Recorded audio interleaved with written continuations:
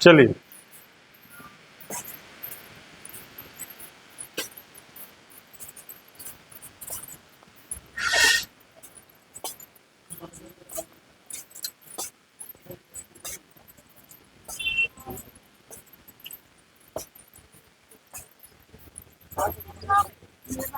आइए हम आपको बिहार शिक्षा संकल्प यात्रा के क्रम में हमने यह भी तय किया है कि जिन जगहों पे हम जाएंगे वहाँ पे जो भी ऐतिहासिक धरोहरें होंगे, ऐतिहासिक महत्व की चीज़ें होंगी, चाहे शैक्षिक हो, सामाजिक हो, सांस्कृतिक हो, हम जहाँ तक संभव हो उनसे आपको रूबरू कराएंगे और उनके बारे में जो अपनी जानकारी है वो आपके साथ साझा करेंगे। तो आज हम हैं पावापुरी के जल मंदिर में और धीरे धीरे जल मंदिर के गर्भगृह तक हम पहुँच रहे हैं, सेंट्रल पॉइंट तक।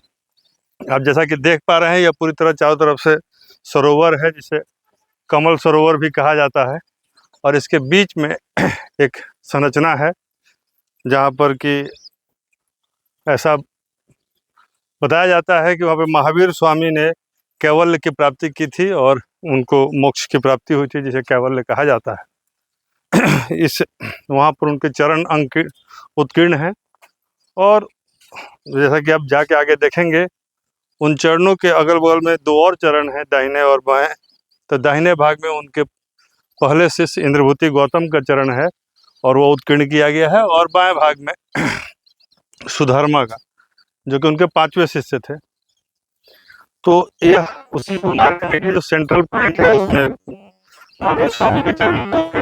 संगमरमर से बना हुआ बलुआ पत्थर भी इसमें प्रयोग किया गया है और ये देखिए खूबसूरत संरचना है।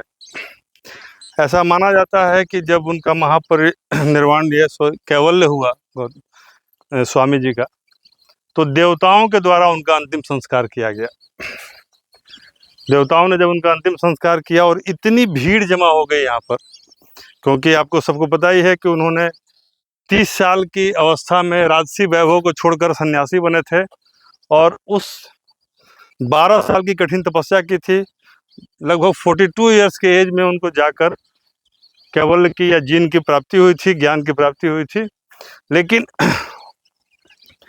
527 ईसा पूर्व में नंदीवर्धन के द्वारा मंदिर का निर्माण कराया गया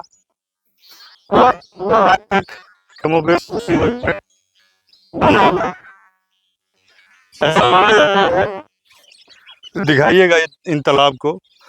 ऐसा माना जाता है कि जब उनकी चिता जलाई गई तो इतनी भीड़ जमा हो गई कि चिता के जो अस्थि और अवशेष थे, जो राख जो बचा हुआ था, एक एक चुटकी राख लेने के लिए लोगों ने इतना बड़ा सरोवर बना दिया। यानी कि इस पूरे सरोवर में उस समय सबको पता लगा था कि यह बहुत ही पारंपरिक तौर पे महत्वपूर्ण ये बात है कि उनकी राख को लोग लेना चाह रहे थे कि उनके आखिरी निशानी के रूप में अपने पास रखना चाहते हैं, जो कि जैन और बौद्ध में परंपरा रही है। अस्थि के किसी भी भाग को या अवशेष के किसी भी भाग को या फिर उनके जो भस्म के किसी भी भाग को लोग सहेजते हैं।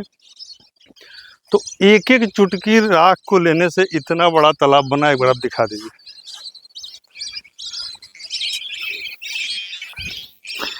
इससे आप अंदाजा लगाइए कि कितनी संख्या में लोग आए होंगे कि चुटकी चुटकी चुन के ये तालाब बना दिया। यह अपने आप में बहुत बड़ी बात है।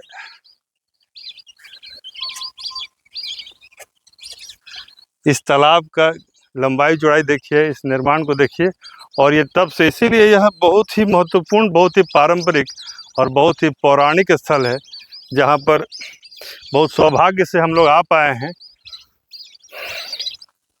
और मानव समाज को जो इनका योगदान है